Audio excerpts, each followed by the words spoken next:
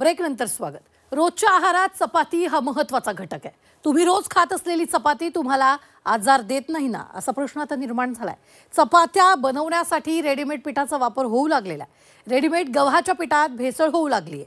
मैद्यासह वेगवेगळ्या घटकांच्या भेसळीमुळे चपातीचं पीठ आरोग्यासाठी धोकादायक होऊ लागलेलं आहे। पाहूया। रेडीमेड पिठाची चपाती खाताय, खबरदार।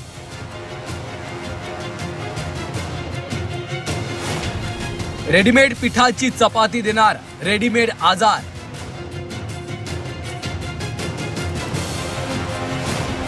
विकतच्या भेसळयुक्त पिठामुळे विकतचे आजार। धावपळीच्या आयुष्यात रोजच्या चपातीसाठी सर्वसामान्य गृहिणी रेडीमेड पीठ विकत घेणं पसंत करतात। झटपट पीठ काढलं, कणिक मळली की चपाती तयार। पण वेळ वाचवण्याच्या नादात तुम्ही आजार तर विकत घेत नाही ना, असा प्रश्न पडलाय।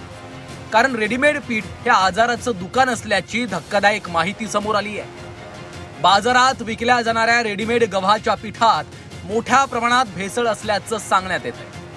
हे भेसळयुक्त पीठ माणसाच्या आरोग्यासाठी अतिशय हानिकारक असल्याचं डॉक्टर सांगू लागलेत। रेडीमेड पिठाच्या चपात्या खाणं चांगलं वाटत असलं तरी त्यातले अपायकारक घटक आणि भेसळीमुळे ती चपाती खाणं म्हणजे विषाची परीक्षा घेण्यासारखं झालंय। रेडीमेड पिठाच्या चपात्या खाल्ल्यामुळे काही आजार हमखास होतात, असं वैद्यकीय तज्ज्ञ सांगतायत। भेसळयुक्त पिठाच्या चपात्या खाल्ल्यानं पोट फुगणे, गॅस, डोकेदुखी, थकवा, त्वचेवर पुरळ येणं, आतड्या संदर्भातले गंभीर आजारही होऊ शकतात।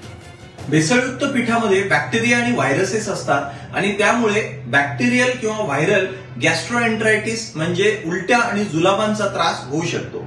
भेसळयुक्त पिठामुळे आतड्यांचे आणि पोटाचं जे आतील आवरण असतं त्याला इजा होऊन inflammatory bowel disease, Crohn's disease, त्याच्यानंतर अल्सरेटिव्ह कोलायटिस असे दीर्घकालीन ज्याच्यामध्ये अपचनाचा त्रास होतो किंवा खूप दिवस उलट्या आणि जुलाब होऊ शकतात, रक्त कमी होऊ शकतो, असं त्रास हा भेसळयुक्त पिठामुळे त्याची शक्यता असते। बाजारात विकले जाणारे सगळेच पिठाचे ब्रँड भेसळ करत नाहीत, पण वाढत्या भेसळीच्या घटनांमुळे चांगलं पीठ कोणतं आणि भेसळयुक्त पीठ कोणतं हे ओळखताना गफलत होते। ही गफलत टाळण्यासाठीच भेसळयुक्त पीठ ओळखण्याच्या काही ट्रिक सांगितल्यात। गॅसवर तवा गरम करून त्यावर गव्हाचं पीठ टाका आणि गॅस चालू असतानाच चमच्यानं हलवून घ्या। लगेच हे पीठ भाजलं जात असेल, करपत असेल तर ते पीठ भेसळयुक्त असेल। पीठ भाजायला वेळ जात असेल तर ते शुद्ध गव्हाचं पीठ आहे, त्यात भेसळ नाही हे स्पष्ट आहे। चपाती करताना पीठ चाळून घ्या। पीठ चाळल्यावर सामान्यपणे गव्हाच्या वरच्या भागाचा कोंडा चाळणीत राहतो, पण जर चाळणीत असं काहीच राहत नसेल तर त्या पिठात भेसळ आहे हे ओळखा। तुम्ही ब्रँडेड रेडीमेड पीठ वापरत असाल तरीही थोडं सावध राहा, कारण अनेक ब्रँड त्यांच्या चपातीच्या पिठात भेसळ करत असल्याच्या तक्रारी आहेत। जमेल तर शक्यतो गहू गिरणीतूनच दळून आणा। थोडा त्रास वाचवण्यासाठी आपण आजार तरी घरी विकत आणत नाही ना।